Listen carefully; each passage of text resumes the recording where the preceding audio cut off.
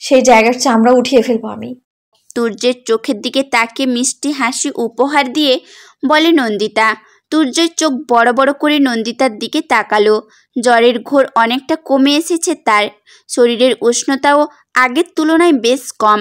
যেটুকু ঘোর চোখে লেপ্টে রয়েছে সেটুকু ছাড়াতে মাথা ঝাড়া দিল তুর্জয়। অতঃপর নন্দিতার দিকে খানিকটা এগিয়ে ফিসফিস করে বলল, যদি না বলি তাহলে গোটা শরীরের চামড়া উঠিয়ে রোদে শুকাতে দেব, এরপর সেটা আপনার ওই মেয়ে কলিগের কাছে পার্সেল করে দেব। কি সাংঘাতিক মেয়ে রে বাবা।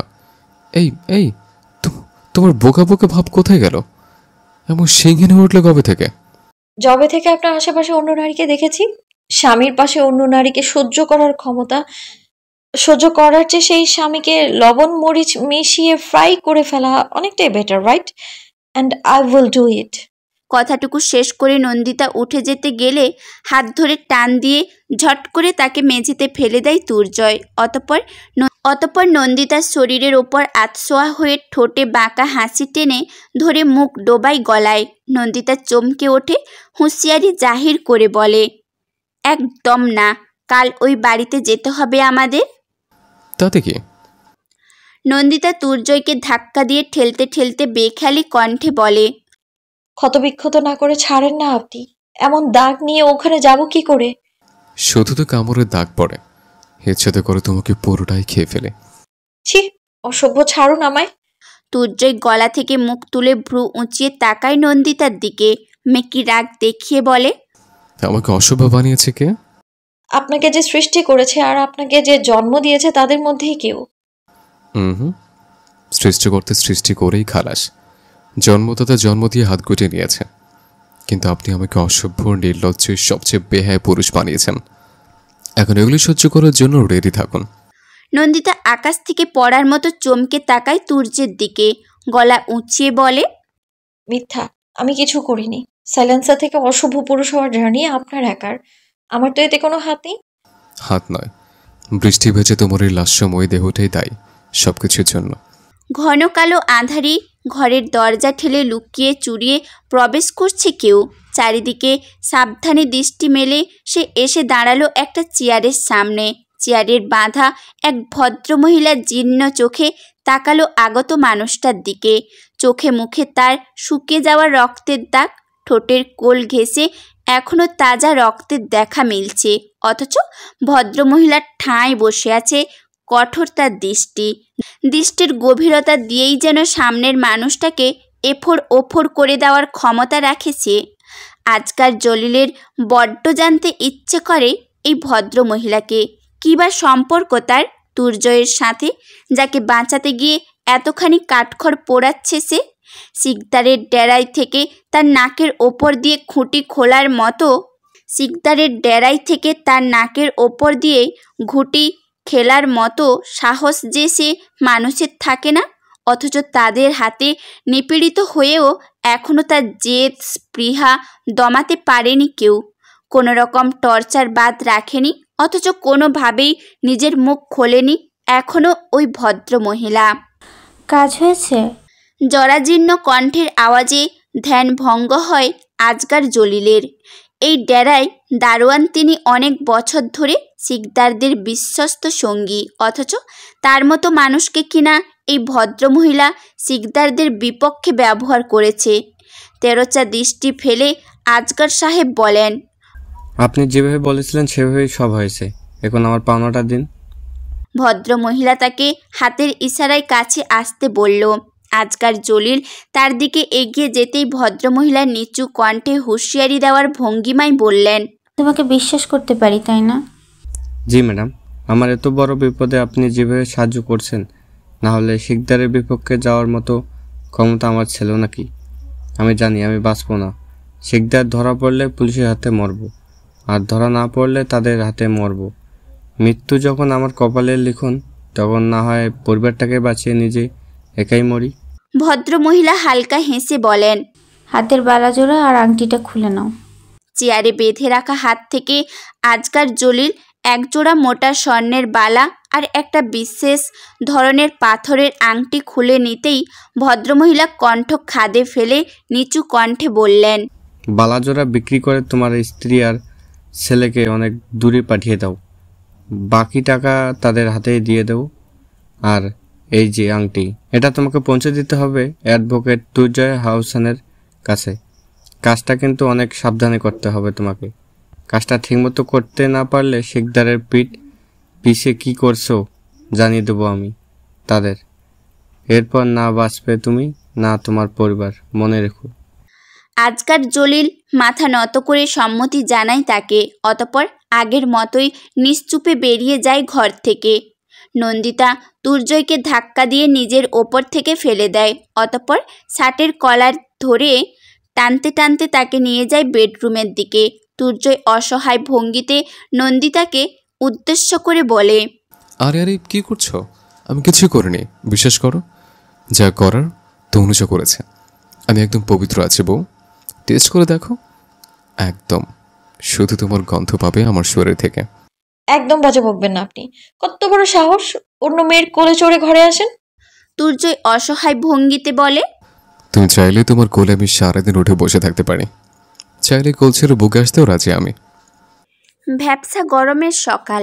সকালের সূর্যের তেজটা অনেকটা বৈশাখের দিনের মতো জ্বালাময়ী লাগছে। অথচ এখন সবেমাত্র মার্চ। সূর্য মহাশয় আজ কোনো কারণে ভীষণ তেতে আছেন মনে হয়, ঠিক যেন তুর্যের পাশে শুয়ে থাকা নন্দিতার মতো। সেই যে রাত থেকে গুমোট ভাব ধরেছে, এরপর আর ফিরেও তাকায়নি। তুর্যের অবশ্য খুব একটা পাত্তা দেয়নি ব্যাপারটাতে, কারণ মেয়েদের এমন ছোটোখাটো বিষয় রাগ অভিমান প্রায়ই হয়। খানিকটা সময় কেটে না যেতেই আবার গলতে থাকা মোমের মতো পিঘলে যায় সেটা। তাই উল্টো পাশ ফিরে শুয়ে থাকা স্ত্রীকে বার কয়েক ডেকে উত্তর না পেয়ে নিজেও চোখ বুজে শুয়ে পড়েছিল। তুর্জয় উঠে ঘরের জানালা বন্ধ করে পর্দা টেনে দিল।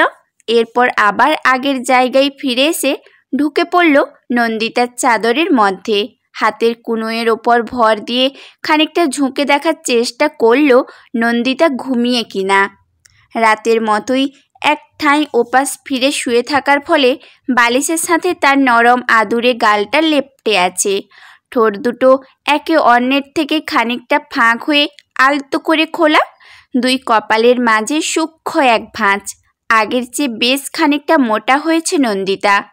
বাঙালি মেয়েদের মতো হালকা মেদযুক্ত কোমর হলেও শরীর তেমন একটা গোল গড়নের ছিল না। অথচ বিগত একটা মাসে তার শরীরে ঘটেছে আমূল পরিবর্তন। আগের চেয়ে আরও বেশি আদুরে লাগে আজকাল তাকে। নারীর সংস্পর্শে থেকে আজীবন নিজেকে দূরে রাখা তুর্জয়ও নিজেকে সামলে রাখতে পারে না এই আস্ত আদুরে মেয়েটার সামনে। মন চায় বুকের মধ্যে গেঁথে রাখুক সর্বক্ষণ। আলতো হেসে নন্দিতাকে নিজের দিকে ফেরায় তুর্জয়। দুই হাতের বাহুর বন্ধনে আবদ্ধ করে মিশিয়ে নেয় তাকে বুকের সাথে। উষ্ণ বুকের ওম পেয়ে ঘুমের ঘোরে নন্দিতাও আরও খানিকটা গুটিসুটি মেরে এগিয়ে আসে তুর্জয়ের দিকে। হালকা হেসে তুর্জয় আগের মতো ঘুমের ভান ধরে পড়ে থাকে। চ্যাপচ্যাপে গরমে ঘুম ভেঙে যায় নন্দিতার। চোখ খুলে সামনে তুর্জয়কে পেয়ে হকচকিয়ে দূরে সরে যায় সে। রাতের রাগ অভিমান মাথা চাড়া দিয়ে ওঠে তার। এলোমেলো চুলটা দুই হাতে হাত খোপা করতে করতে ঘুম ঘুম কণ্ঠে বলে, চরম অসভ্য মানুষ তো আপনি। মেয়ে দেখলেই সুযোগ নিতে মন চায়। তুর্জয় তখন সবেমাত্র ঘুম ভাঙার ভান করে ভ্রু কুঁচকে তাকায় নন্দিতার দিকে। প্রশ্নবিদ্ধ কণ্ঠে জিজ্ঞাসা করে, এই সুযোগ কখন নিলাম আমি? এই তো এক্ষুনি। রাতে যেই ঘুমিয়েছি এভাবে গায়ের সাথে ঘেঁষাঘেঁষি শুরু করে দিয়েছেন কেন আপনি? তুর্জয় আগের মতো আয়েস করে শুয়ে দুই হাত মাথার পিছে দিয়ে ভাবলেশীনহীন কণ্ঠে বলে, আমার ঘুমের সুযোগ নিয়ে আমার বুকে চড়ে আবার আমাকে কথা শোনানো হচ্ছে? বাহ, মানবতা আজ কোথায়? আমি মোটেও এমন কিছু করিনি। ঘুমের ঘরে কতবার আমাকে জড়িয়ে ধরলে, আমি সরিয়ে দিলাম, আবারও এসে সোজা আমার বুকে চড়ে জাপটে ধরলে। বাপরে, আমি তো নিঃশ্বাসই নিতে পারছিলাম না। কি জলহস্তির মতো শরীর। নন্দিতা এবার খানিকটা তেড়ে এগিয়ে যায় তুর্যের দিকে। রাগান্বিত কণ্ঠে আঙুল উঁচিয়ে বলে, এই কি বলেন আপনি আমাকে? জলহস্তি? আমি কি ইচ্ছে করে মোটা হয়েছি নাকি? সব নিজে করে আর এখন আমাকে এসব বলা হচ্ছে? আসলে সব পুরুষ মানুষই সমান। ঘরের বউকে প্রথমে মোটা বানাবে, এরপর বাইরের মেয়ের দিকে ছোক ছোক করবে। পুরুষ জাতটাই খারাপ আসলে। তুর্যই এক হাতে বালিশে ঠেস দিয়ে তার উপরে মাথা রাখল। অতঃপর নন্দিতার দিকে ফিরে কৌতূহলী কণ্ঠে জিজ্ঞাসা করল, আমার দোষ? তোমার মোটর সাথে আমার কি সম্পর্ক? সম্পর্ক নেই? রাতে কোনো হুঁশ থাকে আপনার? আমাকে পেলেই তো বেহুশের মতো। বলতে বলতে কি বলে ফেলেছিল ভেবেই জিভ কামড়ে ধরল নন্দিতা। লজ্জায় এবার পাশ ফিরে তুর্যের দিকে তাকানোর সাহস পাচ্ছে না আর সে। এমনিতেই লোকটা ভীষণ পরিমাণের ঠোঁটকাটা, আর তার লাগাম ছাড়া কথায় কতটুকু লজ্জার পানিতে যে চুবানি দিবে তাকে ভেবেই গালের দুই পাশ ফুলে ফেপে উঠল তার। তার সেই লাজুক দুই গালে রক্তিম আভা লেপটে দিতে শব্দ করে হেসে উঠল তুর্জয়। হাসতে হাসতেই বলল, তুমি বলতে চাইছো আমার ডেসপারেটলি আদরে মোট হয়ে যাচ্ছে তুমি? বাই এনি চান্স আমি কি বেশি উন্মত্তের মতো আদর দিই তোমাকে? লজ্জায় হাঁসফাঁস করতে করতে নন্দিতা বিছানা ছেড়ে উঠে দাঁড়ালো। সেখান থেকে দৌড়ে পালিয়ে যাওয়ার প্রয়াস করতেই চট করে তার হাত আঁকড়ে ধরল তুর্জয়। অতঃপর আগের মতোই ঠোঁটের কোণে হাসি লেপ্টে বলল, আমার জয় গোলগালো হওয়া বউকে একটু ভালো করে দেখতে দাও। আপনি আসলেই অসভ্য একটা লোক। ছাড়ুন বলছি। আপনার মেয়ে ঘটিত কাহিনী এখনো ভুলে যায়নি কিন্তু আমি। তুর্জয় দুঃখী দুঃখী মুখ করে বলল। বউ আজকাল আদরের কমতি ঘটাচ্ছে, তাই তো আমার এই অবনতি। তুর্জয়ের কথা শুনে মুখে জোর করে বিশাল এক হাসি ফুটিয়ে তোলে নন্দিতা। অতঃপর তুর্যের ধরে রাখা হাতে ঝাড়া মেরে দাঁতে দাঁত চেপে বলে ওঠে, যেখানে আদর বেশি বেশি দেবে পুরোপুরি চলে যান সেখানে। আনসার সাহেবের বেশ কিছু ফাইল বুঝিয়ে দিচ্ছে তুর্জয়। কাল অসুস্থতার জন্য তার সাথে ঠিকমতো কথা হয়ে ওঠেনি, তাই তো আজ বাড়ি ফেরার আগে আগামী এক সপ্তাহের ছোট বড় কেস রিলেটিভ কাজগুলো বুঝিয়ে দিচ্ছে তাকে। নন্দিতা 2 গ্লাস নেবুর শরবত হাতে রুমে ঢুকে প্রথমে তাকায় আনসার সাহেবের দিকে। এদিক ওদিক তাকিয়ে চনমনে দৃষ্টিতে কি যেন খুঁজছেন তিনি। নন্দিতাকে দেখে হালকা হেসে আবারও দৃষ্টি ফেরান তুর্যের দিকে। তুর্যের ফাইল রেখে এগিয়ে এসে নন্দিতার হাত থেকে একটা গ্লাস নিয়ে এগিয়ে দেয় আনসার সাহেবের দিকে। অন্যটা নিজের হাতে তুলে নিয়ে এক ঢোকে শেষ করে পুরোটা। নন্দিতা কেমন যেন সন্দেহপ্রবণ দৃষ্টিতে তাকিয়ে আছে আনসার সাহেবের দিকে। লোকটাকে বাইরে থেকে যতটা সহজ সরল আলাভোলা মনে হয়, কেন যেন তেমনটা লাগে না নন্দিতার। আসলে প্রতিটা মানুষের ভিন্ন রূপ থাকে। সামনে দাঁড়ানো চরিত্র অনুযায়ী তারা নিজেদের রূপ পরিবর্তন করে, কিন্তু আনসার সাহেবের এই রূপের বাইরেও বোধহয় আরও একটা রূপ আছে, যেই রূপ একেবারে কালো পর্দায় ঢাকা। নিজের এই ভাবনার কোনো কারণ খুঁজে পায় না নন্দিতা, আবার ভাবনাটাকে পুরোপুরি ফেলেও দিতে পারে না। এই দোটানা নিয়েই ঘর থেকে বেরিয়ে গেল সে। শিকদারের কেসের ফাইলটা এর মধ্যে একবার নতুন করে তদারকি করলে ভালো হতো না স্যার? 1 সপ্তাহ পরেই তো ওই কেসের শুনানি। এর মধ্যে যদি কোনো বিশেষ জিনিস চোখে পড়ে। ওই কেসটা কতটা কনফিডেন্সিয়াল এটা তুমি বেশ ভালো করেই জানো স্যার। তোমাকে আমি অবিশ্বাস করছি না, কিন্তু এই কেসের সাথে মৃত্যু ঝুঁকি চূড়ান্ত। আমি নিজে মায়ের সিদ্ধান্ত নিয়ে হা হতাশ করি। এই সময় নন্দিতাকে আমার সাথে জড়িয়ে মার জীবনটা যতটা রিস্কে ফেলে দিয়েছেন, কিন্তু মাকে এগুলো নিয়ে বলা যাবে না, তাহলে আরও বেশি টেনশন করবেন। আর না বলা যাবে নন্দিতাকে। এমনিতেও বোধহয় কিছু আজ করেছে সে। মনোযোগী শ্রোতার মতো সবটুকু শুনছিল আনসার সাহেব। আচমকা কিছু একটা মনে পড়ার ভঙ্গিতে দরজার দিকে এক পলক তাকিয়ে আনসারকে উদ্দেশ্য করে তুর্জয় বলল, আমার কি মনে হয় জানো, নন্দিতাকে কেউ ব্ল্যাকমেল করছে কিছু একটা নিয়ে। আমার সন্দেহ যদি ভুল না হয়, তবে এটা ওই শিকদারদের কাজ। তবে কী নিয়ে বা কী চাইছে এসব স্পষ্ট নয় এখনো আমার কাছে। আনসার সাহেব উদ্বিগ্ন কণ্ঠে প্রশ্ন করল, ম্যাম কি আপনাকে এইসব বিষয় নিয়ে কিছু বলেছে? না, ব্যাপারটাকে পুরোপুরি এড়িয়ে যাচ্ছে নন্দিতা। আমি তাকে বেশ কয়েকটা কারণ মেসেজ আসতে উদ্বিগ্ন হতে দেখেছে। কেমন যেন ভয় পেয়েছে আমি এটা আচমকা। আর তুর্যের বাকি কথাটুকু শোনার জন্য যথেষ্ট কৌতূহল প্রবল আনসার সাহেব নিচু কণ্ঠে জিজ্ঞাসা করেন। আর তুর্জয় চুপ করে রইল খানিকটা সময়। এই ব্যাপারটা আনসার সাহেবকে বলা ঠিক হবে কিনা ভাবছে সে। যতই হোক, নন্দিতা তার মায়ের পছন্দ, তার স্ত্রী, তার ভালোবাসা। সে ভুল হলেও তো ফেলে দেওয়ার ক্ষমতা তুর্যের নেই। ঠিক অনেকটা সামনে তাক করা ছুরিটা যথেষ্ট ধারালো জেনেও তাকে বুকে জড়িয়ে নেওয়ার মতো অনুভূতির খেলা তার নন্দিতার সাথে। এই মানুষটা এক বিন্দু অসম্মানের চোখে কেউ দেখুক কোনোভাবেই চায় না সে।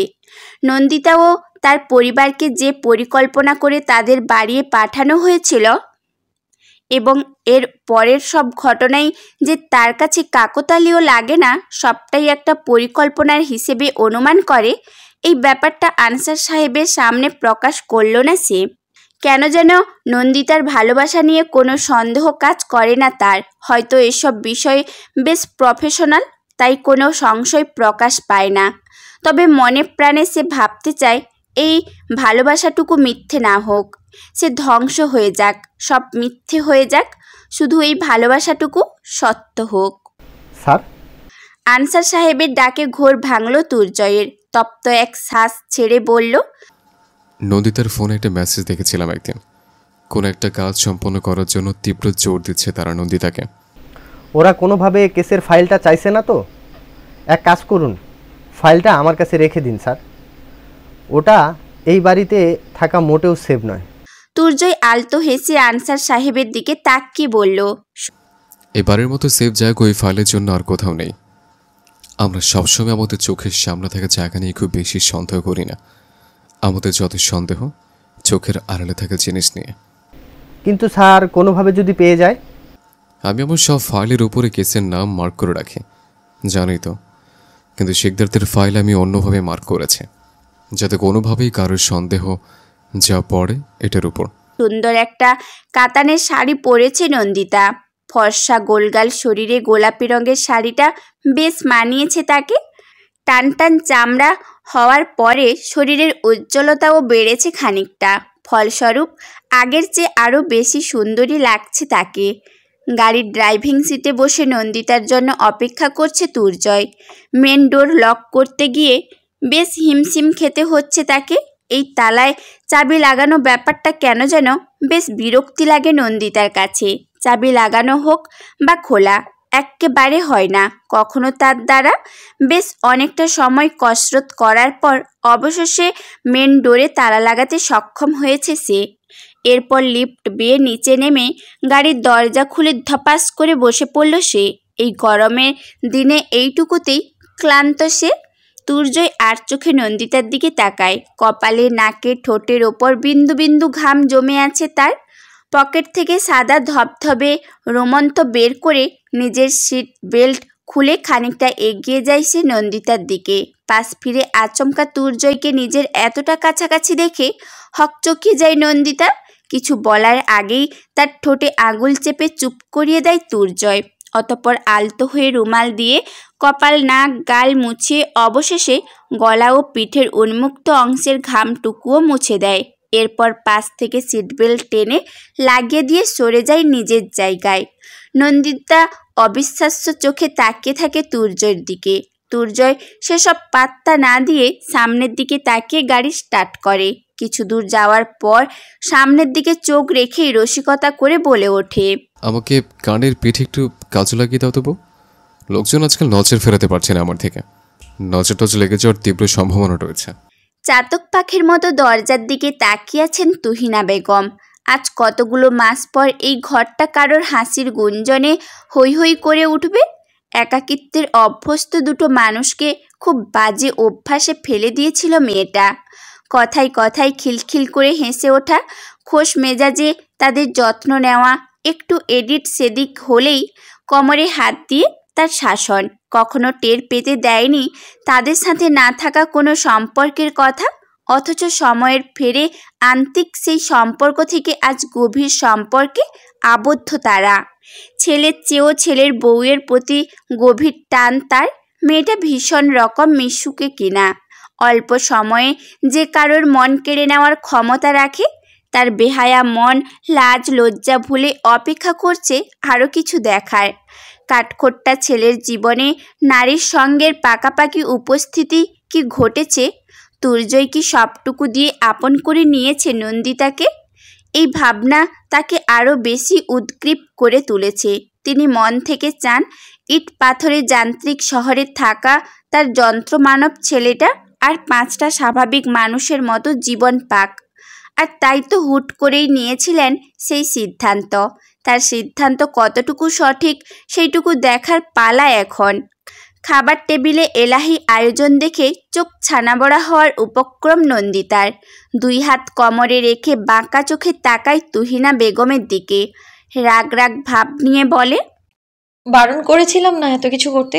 নিজেও এই গরমে রান্নাঘরে পুড়ে এইসব রান্না করেছো, আবার আব্বাকে ওই শরীর নিয়ে সকালে এতগুলো বাজার করিয়েছো। তুহিনা বেগম শুকনো একটা ঢোক গিলে চোরা চোখে তাকান নন্দিতার দিকে। অতপর গুটিসুটি পায়ে তুর্জয়ের পাশে চেয়ার টেনে বসতে বসতে বলেন, দেখেছিস তো তুই, ছেলের বউ হতেই কেমন চোটপাট করছে আমার ওপর এই মেয়েটা। তুই ওকে ওই বাড়িতে পাঠিয়ে দে তো। আমার শাশুড়ির মতো খিটখিটে স্বভাব পেয়েছে একদম। ছেলের বউকে শান্তি মতো রান্না করে খাওয়াবো না তো কাকে খাওয়াবো? একদম নাটক করবে না আম্মা। তোমার শরীরে কি অবস্থা করেছো দেখেছো? দাঁড়াতে পারছো না ঠিক মতো, পা দুটো কাঁপছে। এই অবস্থায় তুমি দাঁড়িয়ে দাঁড়িয়ে এতগুলো রান্না করেছো? তুহিনা বেগম নন্দিতার দিকে মুখ বাঁকিয়ে বাচ্চা সুলভ কণ্ঠে বলে, ছেলেকে অভিযোগ জানানোর ভঙ্গিমায় বলে ওঠেন, আমি আমার ছেলেকে রেঁধে বেড়ে খাওয়াচ্ছি, তাতে তোমার কি? হ্যাঁ, হিংসে হচ্ছে নাকি? তোমার না খেতে ইচ্ছে হলে খেও না বাপু, একদম আমার ছেলের খাবারে বাধা দেবে না। কেমন শুকিয়ে গেছে দেখো আমার ছেলেটা। নন্দিতা 2 হাত বুকে গুজে দাঁতে দাঁত চেপে বলে ওঠে, তোমার ছেলেকে তো খাবার দাবার দিই না আমি কিছু। ধীরিঙ্গির মতো ছেলে, হাওয়া খেয়ে তো বেঁচে আছে তাই না? গায়ের যা জোর সব তো হাওয়া জোগায় দেয় তাকে।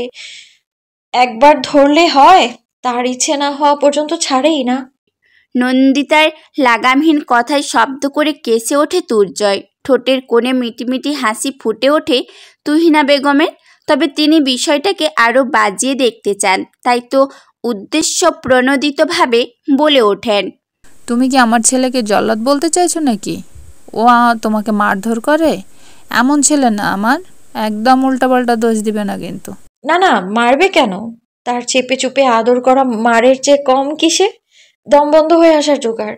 তুর্জয়ের দিকে তাকিয়ে দাঁত কিড়মিড় করতে করতে বলা বেফাস কথার অর্থ মস্তিষ্ক পর্যন্ত পৌঁছাতেই কথা থেমে যায় নন্দিতার। অপ্রীতিকর পরিস্থিতি থেকে বাঁচতে চটজলদি চেয়ার টেনে বসে পড়ে। তুর্জয়ের ডান পাশের চেয়ারে বিড়বিড় করে বলে, মা যেমন তার ছেলেও তেমন, দুটোকেই লজ্জা শরম দিতে ভুলে গেছে আল্লাহ। ঠোঁট টিপে হাসতে হাসতে তুহিনা বেগম রান্নাঘরের দিকে এগিয়ে গেল। তুর্জয় সুযোগ বুঝে নন্দিতার কানের কাছে মুখ এনে ফিসফিসিয়ে বলল, আমি বেশি চেপে চেপে আদর করি তাই না? আজ শুধু রুমে আসো, নিঃশ্বাস নেওয়ার সুযোগ পর্যন্ত দেব না। বউকে আদর আদর অতিষ্ঠ করে তোলার প্রতিটা বরের নৈতিক কর্তব্য। চুপচাপ খাবারটা গিলুন। আপনার মতো 1 মণ ওজনের তাগড়া যুবককে আম্মা কোন নজরে যে শুকিয়ে কাটা দেখলো হতে আল্লাহ মালুম। কোনো ভিটামিনের তো অভাব দেখি না আমি। তুর্জয় আগের মতো মুখ নামিয়ে আনলো নন্দিতার কানের কাছ থেকে। কানের ওপর পড়ে থাকা চুলগুলো ফু দিয়ে সরিয়ে ফিসফিস করে বলল, ভিটামিন চুমুর বড্ড অভাব বউ, জলদি রুমে চলো। ভিডিও কলে ধবধবে ফর্সা চামড়ার এক নারী মুখ, ঠোঁটের কোণে লেপ্টে আছে ক্ষীণ হাসি। পাশেই অল্প বিস্তার দেখা যাচ্ছে সুদর্শন এক পুরুষকে। ল্যাপটপে কিছু একটা টাইপ করতে করতে মাঝে মাঝে আর চোখে তাকাচ্ছে ফোনের দিকে। কিছুক্ষণ আগেই তুর্জয় বেরিয়েছে কোথাও। এটা একা একা রুমে বসে না থেকে নন্দিতা তাই শাশুড়ির ঘরে আসতেই ফোনে দৃষ্টি নিবদ্ধ অবস্থায় পায় তাকে। সেদিকে উকি দিয়ে দেখতেই নজরে পড়ে সেই নারী মুখ, সমিশ্রীন চকচকে ত্বক। একেই বোধহয় আমাদের দেশীয় ভাষায় বলে গ্লাস স্কিন। মুখের কোথাও এক রত্তি পরিমাণের দাগ নেই। 2 জোড়া আঁকা ভুরু, চোখের মণিও আমাদের মতো সাধারণ ন, বরং আমাদের সাধারণ কালচে মণিতে তাকে মানাতো না সম্ভবত। তার চোখ মুখের প্রতিটা বাঁক, প্রতিটা রং যেন একেবারে মেপে মেপে বানানো তার জন্য। একটু হেরফের হলেই মন্দ লাগতো। ফোনের দিকে দৃষ্টি ফেলে সাদা চকচকে মসৃণ হাতের উল্টো পিঠে দিয়ে মুখের সামনে আসা তামাটে রঙের চুলগুলো পিঠের দিকে ঠেলে দিয়ে ধীর কণ্ঠে বলল, আপনার হেলথ ওকে মা? লারার বিদেশি মুখে মা ডাক শুনে কেমন যেন এক শান্তি পান তুহিনা বেগম। মনে হয় বিদেশের মাটিতে থাকা সবাই নিষ্ঠুর স্বার্থপর হয় না। লারার মতো কিছু মেয়েও আছে যারা তাদের সর্বোচ্চ দিয়ে সামনের মানুষটাকে মানিয়ে গুছিয়ে নিতে জানে, সব দিক খেয়াল রাখে। অতঃপর খুশিতে গদগদ হয়ে বললেন, খুব ভালো আছি মা। এক ছেলে বউকে কাছে পেয়ে তোমাদের কথা বেশি করে মনে পড়ছে। কি জানি মরার আগে তোমাদের দেখা পাবো কিনা কে জানে। শেষাক্ত কথাটুকু বলতে গিয়ে কণ্ঠ খানিকটা কেঁপে উঠল তার। অভিমানেরা ভিড় জমালো কণ্ঠনালীতে। এই অভিমান লারার পেছনে বসে থাকা তার নিজের সন্তানের প্রতি। স্বপ্ন, ক্যারিয়ার কি তার কাছে এত বড় যে বাবা মাকে দেখতেও মন চায় না, নিজের দেশে ফিরতে মন চায় না? দেবে আশা কণ্ঠে জোরপূর্বক হাসি ফুটিয়ে তিনি বলেন, তোমরা ভালো থাকো মা, সব সময় ভালো থাকো। বিদেশি টাকার মুখ দেখে আমার ছেলে বুড়ো বাবা মাকে এক নজর দেখতেও আসে না পর্যন্ত। সেখানে যদি সুখে থাকে তবে থাক। দেশে ফেরার কথা আমি আর কখনো তাকে বলবো না। এই দেশ এ বাড়ি তো এখন তার পর। লারা অসহায় চোখে একবার শাশুড়ির দিকে তাকায়, তো একবার পেছনে বসে থাকা স্বামীর দিকে। তাদের মধ্যে চলতে থাকা কথোপকথন যার কানে পৌঁছাচ্ছে না বিন্দু পরিমাণ পর্যন্ত।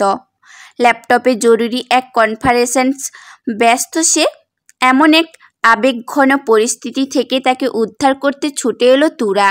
বড় বড় চোখে ফোনের দিকে তাকাতেই স্ক্রিনে ভেসে ওঠা পরিচিত মুখ দেখেই খিলখিল করে হেসে উঠল সে।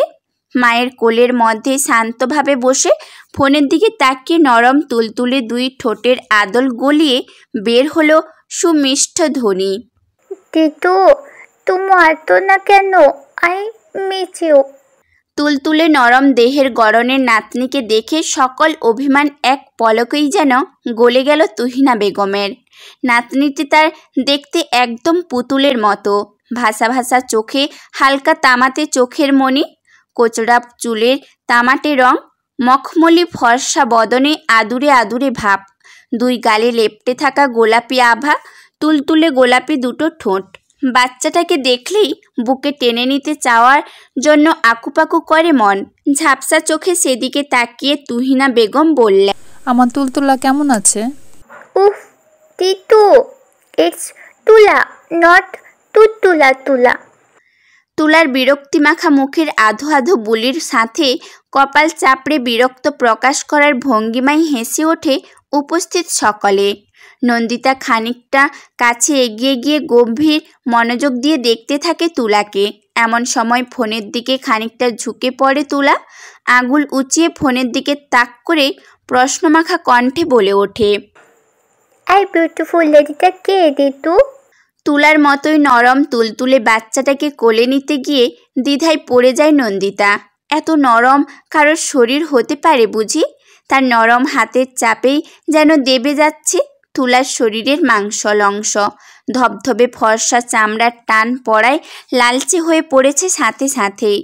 নন্দিতাকে দ্বিধান্বিত অবস্থায় দাঁড়িয়ে থাকতে দেখে লারা মিষ্টি হেসে এক প্রকার জোর করেই তুলাকে তুলে দেয় নন্দিতার কোলে। হাসতে হাসতেই বলে, ওর শাড়িটা একটু সেন্সিটিভ, কিন্তু এমন কিছু হবে না, নিশ্চিন্তে কোলে নাও তুমি। মায়ের কথা শুনে তুলাও হেসে উঠল খিলখিল করে। অতঃপর তার নরম দুই হাত কৌতূহল নিয়ে খুঁটিয়ে খুঁটিয়ে দেখতে থাকলো নন্দিতার গাঢ় কালো চুলগুলো। কয়েকটা করে চুল হাতে নিয়ে বিজ্ঞদের মতো কিছু একটা দেখে আবারও রেখে দিয়ে অন্যদিকে চুল হাতড়াচ্ছে। তোমাদের চুল এমন ব্ল্যাক ব্ল্যাক কিভাবে হয়? তোমাদের কেন হয় না? তুলার নরম আদুরের ঠোঁট গলে বেরিয়ে আসা শব্দগুচ্ছ ভীষণ মিষ্টি ঠেকল নন্দিতার কাছে। তুলাকে কোলে নিয়ে নিজের ঘরের দিকে এগোতে এগোতে বলল, তুমি বার্ডস দেখেছো? হ্যাঁ। কতগুলো দেখেছো? অনেকগুলো। দুই হাত দুই দিকে ছড়িয়ে তুলার অনেকটা বোঝানোর দিকে ফিক করে হেসে ফেলল নন্দিতা। তুলাকে কোলে নিয়ে নিজে বসে পড়ল বেডের উপর। অতঃপর হাসতে হাসতেই বলল, এত এত বার্ড কোথায় পেলে তুমি? এভিয়ারিতে। আর আমি তো ফেস্টিভ্যাল অফ দ্য ওশেতে পার্টিসিপেন্টও করেছিলাম। ইতালিতে বেশ কিছু পাখির সংগ্রহশালা বা এভিয়ারি রয়েছে, আর ইতালি সেসিলে প্রতি বছর ফেস্টিভ্যাল অফ দি ওসে নামে একটি পাখি ও এভিয়ারিং প্রদর্শনী অনুষ্ঠিত হয়, যেখানে পাখিদের গান এবং তাদের অনুকরণ প্রতিযোগিতার আয়োজন করা হয়। তাহলে সব বার্ডের কালার কি একরকম হয়? No no. কেন হয় না বলো তো? তুলা যেন এবার ভীষণ চিন্তায় পড়ে গেল। ঠোঁটের নিচে আঙুল দিয়ে বিজ্ঞদের মতো চিন্তিত ভঙ্গিতে ভাবতে লাগলো সেই বিষয়টা, কিন্তু যথোপযোগী কোনো উত্তর খুঁজে না পেয়ে হতাশ চোখে নন্দিতার দিকে তাকাতেই পাশ থেকে কেউ একজন বলে উঠল, কারণ সবও তো সেম নেচারে থাকে না, সবার বডি আলাদা, বডি টেম্পারেচার আলাদা, দেখতে আলাদা, তাই সবার কালারও আলাদা, কিন্তু সেম সেম বার্ডের কালার সেম সেম হয়। আচমকা পরিচিত কারোর আগমনে ঘাড় ঘুরিয়ে সেদিকে তাকায় তুলা। লোকটাকে সে চেনে, কিন্তু কখনো কথা বলেনি। দিদু তার পাপার সাথে কথা বলে শুধু লোকটা, তাই সেও চোখ ফিরিয়ে নন্দিতার গলা জড়িয়ে ধরে ঘাড়ে মুখ ডুবিয়ে কানের কাছে এসে ফিসফিস করে বলে, এই দেখ আঙ্কেলটা কে? তুলার কথা শুনে ঠোঁট টিপে হাসে নন্দিতা, আর চোখে একবার দুর্জয়কে পরখ করে ফিসফিসিয়ে বলে।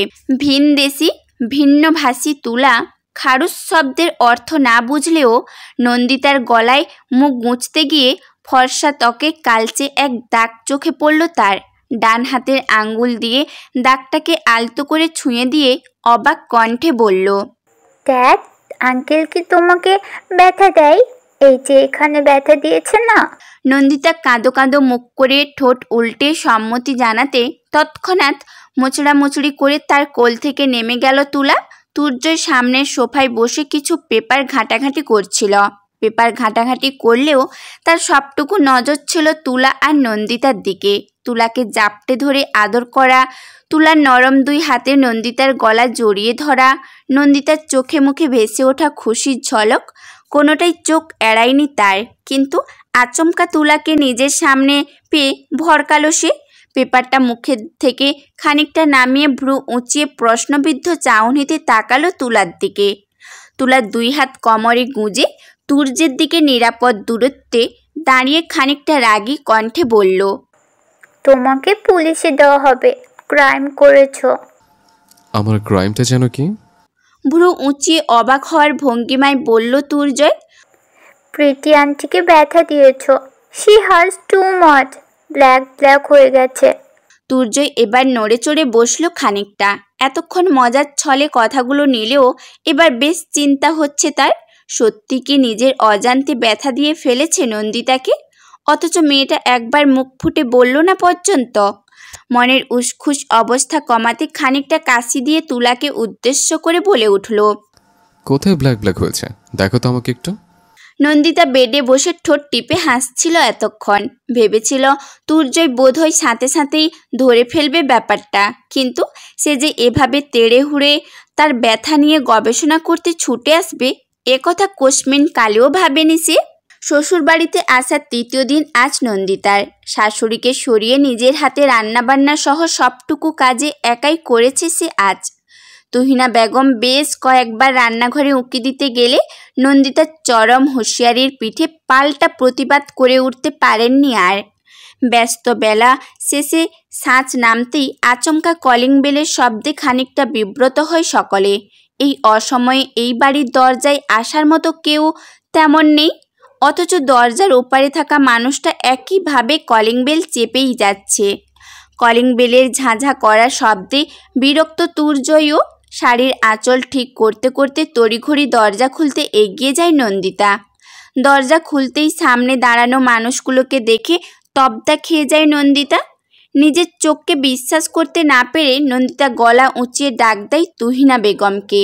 তুহিনা বেগম দরজার কাছে এসেই যেন তেন হুড়মুড়িয়ে ভেঙে পড়েন কান্নায়। তার কান্নার শব্দে ভয় পেয়ে দৌড়ে আসেন আশরাফ সাহেব আর তুর্জয়।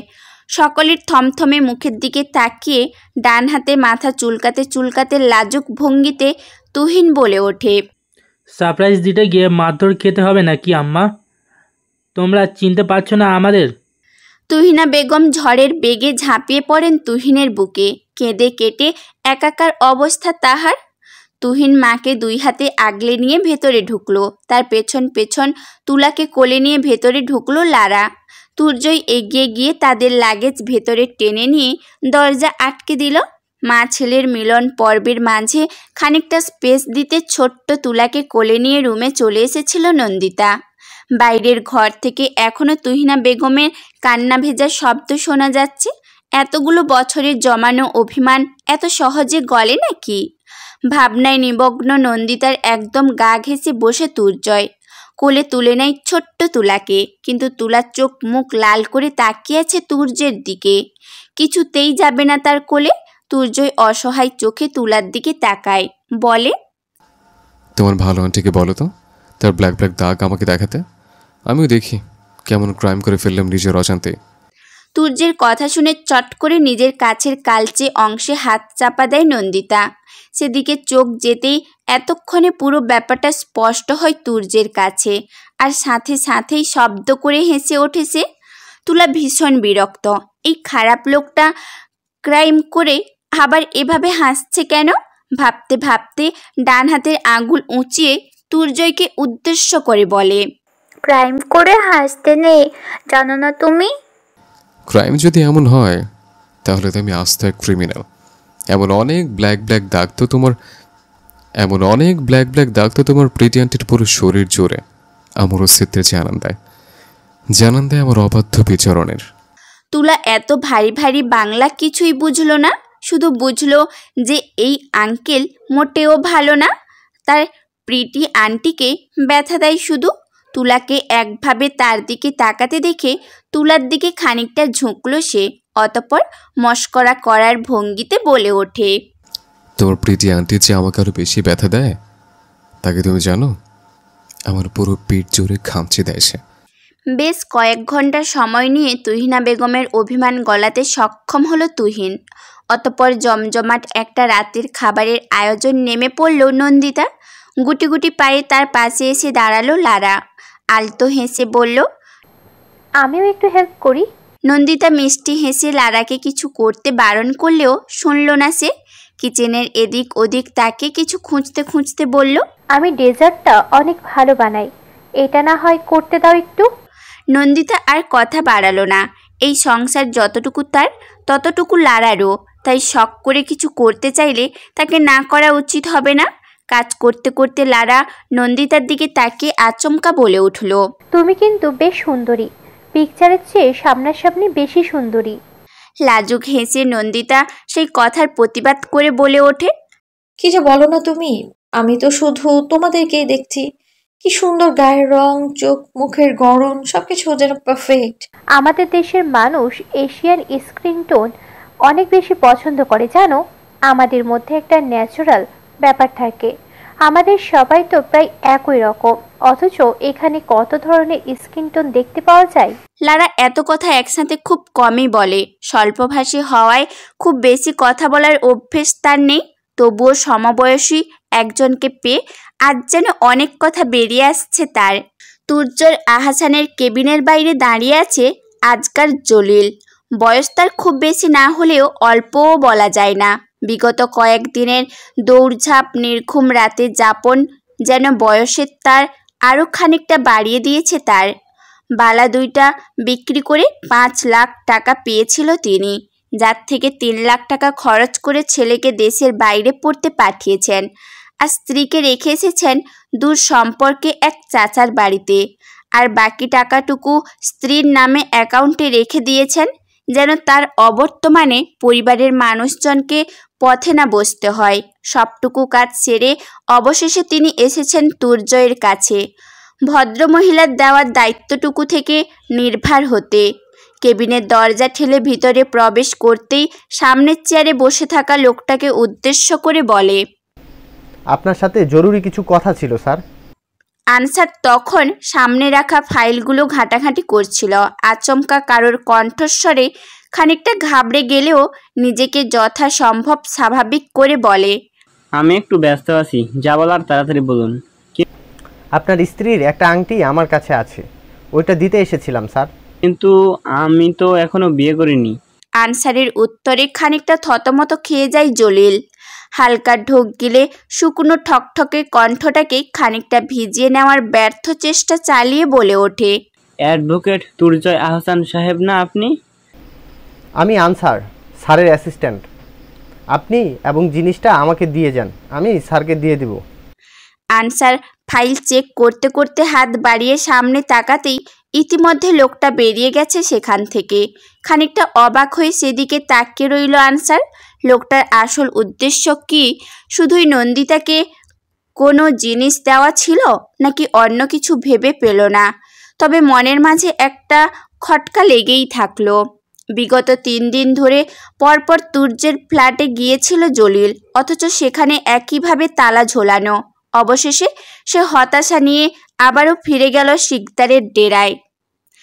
আজ তার রাতের ডিউটির টাইমে বেশ খানিকটা সময় আগে এসে পড়েছে আজ সে। উদ্দেশ্য সেই ভদ্র মহিলার সাথে দেখা করা, পুরো ঘটনা তাকে জানানো। কিন্তু ডেরায় ঢোকার সাথে সাথেই ভেতর থেকে ভেসে আসা তীব্র শব্দের উৎসের দিকে ছুটে যায় সে। ভদ্র মহিলাকে কারেন্ট শক দেওয়া হচ্ছে। বিধ্বস্ত অবস্থায় তার, তবুও তারই ফাঁকে হাঁপিয়ে হাঁপিয়ে বলছেন তিনি, আমাদের জানে মেরে ফেলার ক্ষমতা তোর নেই।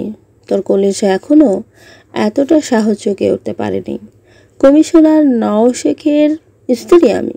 বাঘের সাথে ঘর একমতো পাখিনি করতে পারে, এতটুকু এখনো বুঝলি না? মুখোশধারী অজ্ঞাত লোকটা তার জন্য বরাদ্দকৃত চেয়ারে শরীর এলিয়ে পায়ের ওপর পা তুলে বসল। অতঃপর রাজকীয় ভঙ্গিতে পা নাড়াতে নাড়াতে বলে উঠল, তোর একমাত্র কলিজার টুকরা মেয়েটার টুকরো টুকরো শরীর কোরনের জন্য বাঁচিয়ে রেখেছি এখনো তোকে, নাহলে আমার আর কোনো কাজের না তুই। ভদ্রমহিলা হো হো করে হেসে উঠে খানিকটা উচ্চ স্বরে বলল, যেটার জন্য আমাদের মারলি সেটা না নিয়ে ছেড়ে দিবি? ডকুমেন্টটা লাগবে না? ওটা লিক হলেই তো পুরো শিকদার এম্পায়ার নিশ্চিত। লোকটার চাল চলনে এবার স্পষ্ট রাগের আভাস লক্ষ্য করা গেল। ডান হাত মুষ্টিবদ্ধ করে চেয়ারের হাতলে মারল। অতঃপর রাগান্বিত কণ্ঠে বলে উঠল, মেয়ে জামাই শ্বশুর বাড়িতে বেড়াতে গেছে, রাতারাতি পুরো বাড়িতে আগুন লেগে গেলে ব্যাপারটা কেমন হয়? শিকদারের সব শত্রু একসাথে শেষ। আগুন কেন? এই বাড়ির আশেপাশে একটা চিরাঙ্গিও তুর্জয় আহসানের অনুমতি ছাড়া ঢোকার সাহস দেখতে পারবে না। নওরিনের কথা শুনে উচ্চ শব্দে হেসে ওঠে মুখোশধারী লোকটা। সাথে সাথেই মুখের ওপর থেকে মাস্কটা সরিয়ে তুখোড় দৃষ্টিতে তাকায় সামনে লোহার চেয়ারে বসে থাকা নওরিনের দিকে। ধীর কণ্ঠে বলে, এবার ঢুকতে দেবে? নওরিন আঁতকে ওঠে, অবিশ্বাস্য কণ্ঠে বলে ওঠে, তুমি?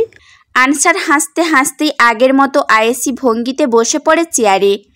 আজকাল জলিল ডেরা থেকে বেরিয়ে পড়েছে বেশ কিছুক্ষণ আগে। এখান থেকে তুর্জয়ের বাড়ির রাস্তা প্রায় ঘন্টা খানেকের পথ। এই অল্প সময়ে গিয়ে আবার ফিরে আসা বেশ কষ্টকর। তাই ডিউটির তো গার্ডের পকেটে কিছু টাকা গুজে দিয়ে কান্না ভেজা কণ্ঠে বলে ওঠে, ছেলেটার আমার বড় অসুখ রে মতিন, আজকে হেরে নিয়ে ছোটাছুটি করতে হবে। সাহেব ছুটি দিত না, তুই আজকে আমার ডিউটি দেখা লইস ভাই। আয় আর একদিন তোর ডিউটি দেখা নিমু। পয়সাটা তুমি রাখো জলিল, আমারও একখান মাইয়া ছিল, এর জন্য মনটা বড্ড পড়ে। তোমার বেড়ার ওষুধ কিন্ন এই টেহা দিয়ে। আই এমনিও ডিউটিতে থাকুম, হুকুম কিছু কইলে কমু, তোমার শরীরটা ভালো না। মতিন মিয়া ভালো লোক।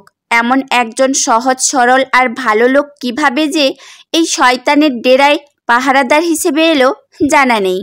মতিন পকেট থেকে টাকাটা বের করে জলিলের হাতে দিতে দিতে বলল, জলিল সাহেব সাথে সাথেই হন্তদন্ত পায়ে বেরিয়ে পড়ে সোনারপুরের উদ্দেশ্যে।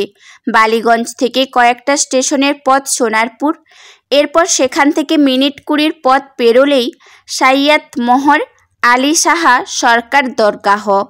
এর কাছেই অবস্থিত গোছানো পরিমার্জিত দ্বিতল বাড়িটি অ্যাডভোকেট তুর্জয় আহসানের পিতৃভিটে। তুর্জয়ের বালিগঞ্জ অ্যাপার্টমেন্টের ওয়াচম্যানের কাছ থেকে খোঁজ পেয়েছিল সে এখন এই ঠিকানায়। তবে সেখানে যাওয়ার আগে পুরো ঘটনার সম্পর্কে নওরিনকে জানাতে চাওয়ার উদ্দেশ্য ডেরায় গিয়েছিল জলিল, কিন্তু সেখানে ভয়াবহ অবস্থা দেখে আর দেরি না করে নির্দিষ্ট কাজের উদ্দেশ্যে রওনা দিয়েছে সে। গোটা দিনে তুলাকে এক প্রকার কোলেই রাখে নন্দিতা। তুলাও বোধ হয় তার বকবক করার সঙ্গী পেয়ে সময়টা বেশ এনজয় করছে। রাতে ঘুমানো থেকে শুরু করে তার গোসল খাওয়া সবটুকু তদারকি দক্ষ হাতে করছে নন্দিতা। রুমে ঢুকে নন্দিতা আর তুলাকে একসাথে হাসাহাসি করতে দেখে দরজায় ঠেস দিয়ে দাঁড়িয়ে পড়ে তুর্জয়।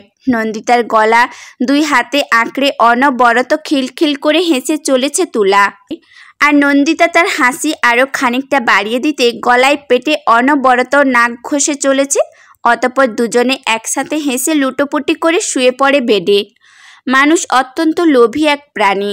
লোভ, অহংকার, অহমিকা যার শিরায় শিরায় বয়ে বেড়ায় রক্তের সাথে। কারোর সুখী সংসার দেখলেই লালসায় ভরে ওঠে মন। সেই সুখী হওয়ার সর্বোচ্চ ইচ্ছে পোষণ করতে আগ্রাসী হয়ে পড়ে মন। কখনো নিজেকে আত্মশুদ্ধির মাধ্যমে খুঁজে পেতে চায় সেই সুখ, আবার কখনো লোভের তাগিদে ছিনিয়ে নিতে চায় সামনের মানুষটার সুখ। মানুষের সুখ ছিনিয়ে নেওয়া মানুষ তুর্জয় নয়, তবে লোভী বটে। সুখের লোভ, ভালো থাকার লোভ, এই লোভ আমাদের প্রত্যেকেরই থাকা উচিত। তুলার আশেপাশে নন্দিতাকে যতটুকু সুখী হতে সে দেখেছে এই যাবৎ আর কখনোই এমনটা দেখেনি সে। তুলা যেন সবটুকু সুখের ভাণ্ডার তার, যার থেকে একটু একটু করে সুখ আহরণ করে বেড়ায় সে রোজ। তার নন্দিতার মুখে অকৃত্রিম হাসিটুকু কিভাবে যেন তার ঠোঁটের কোণ চওড়া করে ফেলে। পুরুষ মানুষের সুখ তো এখানেই। প্রিয়জনের সুখে সুখী অনুভব না করতে পারলে আর কেমন পুরুষ মানুষ।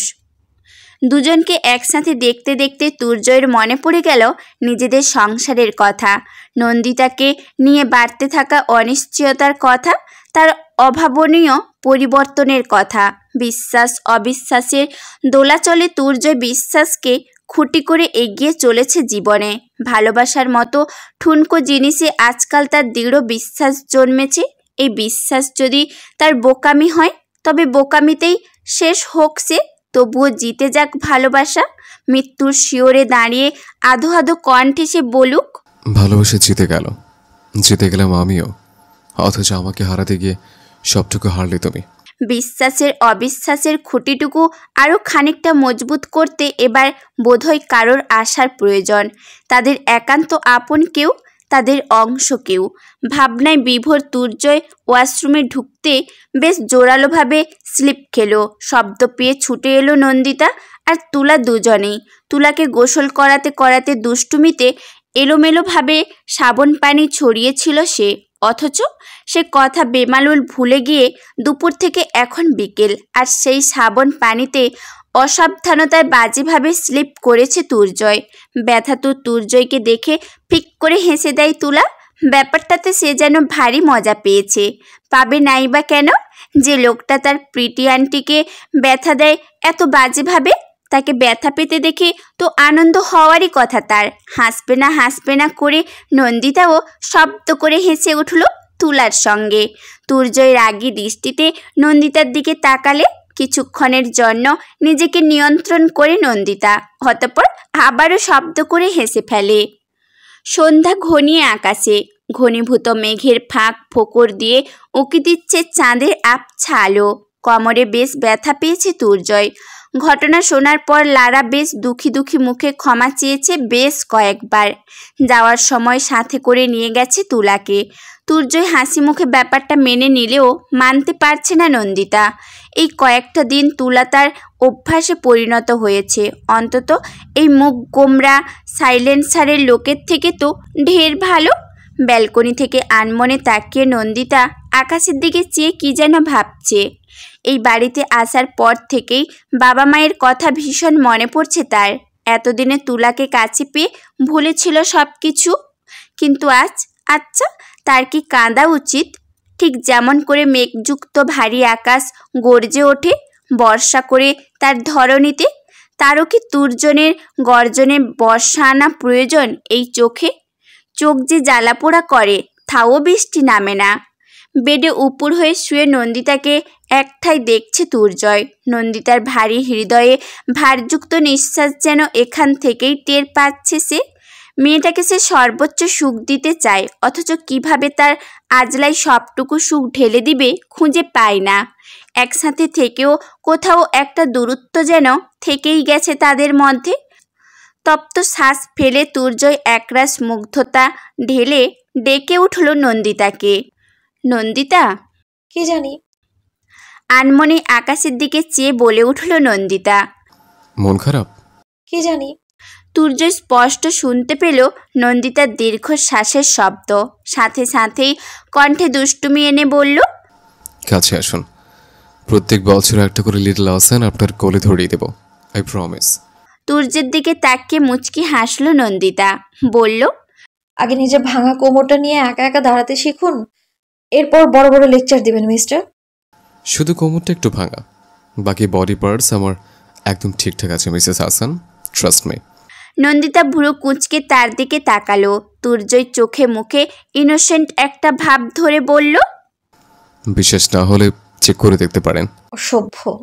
দিনের উত্তাপ, শেষের ফাগুনি রাত, বাতাসে বাতাসে নতুন উদ্যমে জেগে ওঠার ঘ্রাণ। ওপাশের বাহারি ফুলের গাছগুলোতে নতুন কলি, কচি কচি সবুজ পাতার আগমন জানান দেয় বসন্ত এসে গেছে। কানে কানে গুনগুনিয়ে গেয়ে যায় বসন্তের আগমনী গান। নন্দিতা উল্টো পাশ ফিরে শুয়ে বারান্দায় অনুজ্জ্বল হলদেটে আলোতে স্পষ্ট তার কালো ব্লাউজ হতে উন্মুক্ত পিঠ। দুর্জয় চোখ ফেরালো কিছু একটা অবশিষ্ট হওয়ার আগেই। মেয়েটা আজকাল বড্ড বেশি বউ বউ সেজে থাকে, অধিকার দেখায় সব কিছুতে। পাক্কা গৃহিণীর মতো কথায় কথায় ফুঁসে ওঠে তার ওপর। সবসময় কাজে ব্যস্ত থাকে বলে হয়তো খেয়াল করেনি সে, তবে নন্দিতার মধ্যে বেশ সূক্ষ্ম কিছু পরিবর্তন এসেছে। গোলগাল হয়েছে আগের চেয়ে, চেহারায়ও কেমন যেন আদুরে এক ভাব। শারীরিক এই পরিবর্তনের পেছনে যে কারণটাকে চিহ্নিত করছে সে, সেটা তো সম্ভব নয়। তারা একে অপরের মাঝে উন্মতের মতো ডুবেছিল বেশ মাস দুয়েক আগে। এরপর থেকেই নন্দিতা কেমন যেন দূরে দূরে থাকে, ঠিক দূরে নয় তবে পাশে বসেও অজানা এক বলি রেখা টেনে দেয় দুজনের মাঝে। কেমন যেন সতর্ক সতর্ক ভাব তার মধ্যে। এই দেওয়াল টপকে এগিয়ে যাওয়া আর সম্ভব হয়ে ওঠে না দুর্যের। তার ওপরে মনের মধ্যে চলতে থাকা নানান দোলাচলে এতদিন বড্ড বাজেভাবে ফেসেছিল সে। সঠিক একটা সিদ্ধান্তে আসতেও সময় লাগত। সবটা মিলিয়ে তাদের মধ্যে দূরত্বের পরিমাপ বেশ। এই দূরত্বের ডিঙ্গি টপকে তার ধারণা সঠিক হওয়া সম্ভব নয়। দুর্জয় বারান্দা ছেড়ে এগিয়ে গেল বিছানার কাছে। আর 2 দিন পরেই ফিরতে হবে তাদের।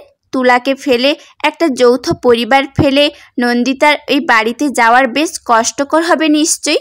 তার উপর গোটা দিন একা একাই সময় পার করে সে। ভাবনার মাঝেই নন্দিতার পাশে গিয়ে বসল সে। কপালে পড়ে থাকা এলোমেলো চুলগুলো আছড়ে পড়েছে চোখে ও মুখে। আলতো হাতে চুলগুলোকে কানের পিঠে গুজে দিয়ে মুখটা খানিকটা নামিয়ে আনলো সে। ঘুমন্ত স্ত্রীর ললাটে আলতো করে ঠোঁট ছোঁয়ালো, অতঃপর ঠোঁটটুকু চেপে ধরে রাখলো সেখানে বেশ অনেকটা সময়। যেন তার ভাগ্যে লেখা সবটুকু ত্রুটি শুষে নিচ্ছে সে। ঘুমের মাঝেই খানিকটা নড়ে চড়ে ওঠে অন্য পাশে ফিরল সে। দুর্জয়ও সাথে সাথে উঠে দাঁড়ালো বিছানা ছেড়ে। নাচ্ছর বান্দা ভঙ্গিতে আবারও গিয়ে বসল নন্দিতার পাশে, মুখের সামনে, যেখান থেকে 2 চোখ ভরে দেখা যায় তাকে। ডান হাত কানের নিচে দিয়ে এলোমেলো হয়ে শুয়ে আছে নন্দিতা। নিচের ঠোঁট উল্টে ঘুমের ঘোরে কি যেন বিড়বিড় করছে সে। দুর্জয় খানিকটা নিচু হয়ে তার মুখের কাছে এগিয়ে নিল কান, কিন্তু স্পষ্টভাবে বোঝা যাচ্ছে না কিছুই। তবে বেশ আদুরে লাগছে তাকে। শাড়ির আঁচল স্বরে উন্মুক্ত কাঁধ, এলোমেলো কোমরের স্পষ্ট আকৃতি, বক্ষদেশের বিভাজিকা সবকিছুই বড্ড বাজেভাবে টানছে তাকে। কেমন যেন এক মোহগ্রস্থের মতো নন্দিতার নিচের ঠোঁটটা আঁকড়ে ধরল সে। অতঃপর ছোট্ট একটা কামড় দিয়ে কানের কাছে মুখ নিয়ে ফিসফিস করে বলল, কি নামে ডেকে বলবো তোমাকে? বন্ধ করেছে আমাকে ওই দূরে চোখে। প্রেম ঘন আবেগী মুহূর্তের মাঝে ব্যাঘাত ঘটাতে সশব্দে বাড়ি খেল দরজা। তুর্যই কপাল কুঁচকে তাকালো দেওয়ালে টাঙানো টিকটিক শব্দে চলতে থাকা ঘড়ির দিকে। রাত 11:30। রাতে কেউ তাদের দরজায় আসার মতো উপযুক্ত কোনো কারণ খুঁজে না পেয়ে প্রথমটুকু মনের ভুল ভেবে উড়িয়ে দিল সে। কিন্তু পরপর বেশ কয়েকবার একইভাবে দরজায় হওয়ার শব্দে খানিকটা ভয় পেয়ে গেল সে। দরজার ছোট্ট ছিদ্র দিয়ে একজন বয়স্ক ভদ্রলোককে দেখতে পেল তুর্জয়। তৎক্ষণাৎ দরজার নব ঘুরিয়ে বাইরে বেরিয়ে এলো সে। প্রশ্নবিদ্ধ চাউনিতে লোকটার দিকে তাকাতেই আশেপাশে চোখ বোলালো লোকটা, যেন সতর্ক দৃষ্টিতে কাউকে খোঁজার চেষ্টা করছে। অতপর চটজলদি পকেট থেকে একটা খাম বের করে তুর্যের হাতে ধরিয়ে দিয়ে বলল, এটা ম্যাডামের জন্য। তুর্জয় হতভম্ব দৃষ্টিতে একবার লোকটার দিকে তো একবার হাতে তাহাজা জিনিসটার দিকে তাকাচ্ছে। এই মাঝরাতে তার সাথে ঠিক কী ধরনের মশকরা করা হচ্ছে এটাই বোঝার চেষ্টা করছে যেন। তন্মধ্যে হনহন করে চলে গেল লোকটা। চোখের আড়াল হওয়ার আগে তুর্যের দিকে ফিরে কেমন যেন এক হুঁশিয়ারি কণ্ঠে বলল, রক্ষা কবচের নামে শত্রুর প্রবেশ চারিদিকে। আপনার চেয়ে আপনার স্ত্রীর বিপদ বেশি আশেপাশে। জলিল আর এক মুহূর্ত দাঁড়ালো না। পরনের চাদরটা দিয়ে মুখ ঢেকে বেরিয়ে গেল বাড়ি থেকে হনহন করে। পিছু ফিরল না আর একবারও। অথচ তুর্যর ঠাঁই দাঁড়িয়ে সেই একই জায়গায় বরফের মতো জমে গেছে যেন তার পা দুটো। নড়াচড়া করার ন্যূনতম শক্তিটুকু পাচ্ছে না সে। নানান প্রশ্ন জালের মতো ঘুরে ধরেছে তার মস্তিষ্ক। অতঃপর কুণ্ডলি পাকিয়ে জট লেগে যাচ্ছে একের সাথে অন্যের, কিন্তু উত্তর অজানা। সকালটা শুরু ভ্যাপসা গরম দিয়ে। ঘুম থেকে উঠে নন্দিতা সবার আগে গোসল সেরে নেয়। গরমে শরীরটা বড্ড চ্যাপচ্যাপে লাগছিল। এখনো বাড়ির কেউ ঘুম থেকে ওঠেনি। তুহিন আর লারা বেশ দেরি করেই ঘুম থেকে ওঠে। কড়া পাওয়ারের ওষুধ খান বলে তুহিনা বেগমও বেশ বেলা করে ওঠেন ঘুম থেকে। কাজ কম থেকে বিরতি বলে তুর্জয়ও সকাল সকাল ওঠার তাড়া দেখায় না আর। বালিশ আঁকড়ে শুয়ে থাকে বেলা 12টা পর্যন্ত। আপাতত গোটা ঘরে সে একাই জেগে। আয়নার সামনে দাঁড়িয়ে ভেজা চুলগুলো পরিপাটি করতে করতে সকালের নাস্তা কি বানাবে সে নিয়ে মনে মনে চিন্তা ভাবনা করছিল সে। এমন সময় মনে হলো ফ্রিজে দুধ আছে বেশি করে, পায়েস বানালে মন্দ হয় না। তুর্যের বেশ পছন্দের। ভাবনাটুকু মনে আসতে শরীর গুলিয়ে আসলো নন্দিতার। দুধের কথা চিন্তা করেই পেটের ভেতর থেকে মোচড় দিয়ে বেরিয়ে আসতে চাইল সব কিছু। হাতের টাওয়ালটা মেঝেতে ছুঁড়ে তাড়াহুড়ো করে ঢুকে পড়ে সে ওয়াশরুমে। বেশ কয়েকবার বমি বমি ভাব হলেও বমি হলো না একটুও। গোটা সময়টা পেটের ভেতরটা মুষড়ে ওয়াক ওয়াক করে গেল সে। ওয়াশরুমের খোলা দরজা থেকে ভেসে আসা শব্দে ঘুম ভেঙে গেল তুর্যের। বিছানা ছেড়ে চটজলদি এগিয়ে এলো সে নন্দিতার কাছে। শরীর ততক্ষণে দুর্বল হয়ে ছেড়ে দেওয়ার উপক্রম তার। মাথাটাও ঘুরছে বেশ। নন্দিতাকে এক হাতে আগলে আলতো করে বুকের সাথে চেপে ধরল তুর্জয়। অতঃপর অন্য হাতে তার মাথায় পিঠে পেটে আলতো করে হাত বোলাতে বোলাতে চিন্তিত ভঙ্গিতে বলল, ঠিক আছে তুমি? শরীর কি বেশি খারাপ লাগছে? ডাকলে না কেন আমাকে? ইস, চোখ মুখের কি অবস্থা! তুর্জয়কে এভাবে অস্থির হতে দেখে দুর্বল শরীর নিয়ে হেসে দিল নন্দিতা। কেমন যেন এক দুর্বল বিষাদগ্রস্ত কণ্ঠে বলল, এটুকুতেই এভাবে অস্থির হচ্ছ? আমি না থাকলে কি করবে তখন? ধরো কোনো একদিন তুমি ঘুম থেকে ওঠার আগেই আমি একেবারের জন্য ঘুমিয়ে পড়লাম। নন্দিতাকে মাঝপথে থামিয়ে দিয়ে তীব্র এক ধমক দেয় তুর্জয়। অতঃপর তাকে বুকের সাথে আরও খানিকটা লেপ্টে ধরে বেসিন থেকে পানি নিয়ে চোখে মুখে ছিটিয়ে দেয় নন্দিতার। ঘাড়ের চুলগুলো সরিয়ে হাত ভিজিয়ে ঠান্ডা পানির ছিটা দেয় সেখানেও। অতঃপর কোলে তুলে তাকে নিয়ে আসে ঘরের মধ্যে। বিছানার ওপর বসিয়ে আলমারি থেকে একটা শুকনো তোয়ালা এনে চোখ মুখ ঘাড় মুছিয়ে দিতে দিতে গভীর কণ্ঠে বলে ওঠে, এই ধরনের উল্টাপাল্টা কথা যেন আমি দ্বিতীয়বার না শুনি আর তোমার মুখে, নাহলে আমার থেকে খারাপ আর কে হবে না। আপনার যে খারাপ আর কাউকে দেখিনি আমি কখনো। নন্দিতার সোজা সাপটা জবাবে ভুরু কুঁচকে তার দিকে তাকালো তুর্জয়। অতঃপর ঠোঁটের কোণে দুষ্টু হাসি টেনে বলল, আপনি কি আমার বেড পারফরমেন্সের কথা বলছেন? অন্ধকার ঘরে আপনাকে কাছে পেয়ে কতটা ব্যাডলি আদর করি, ইজ দ্যাট?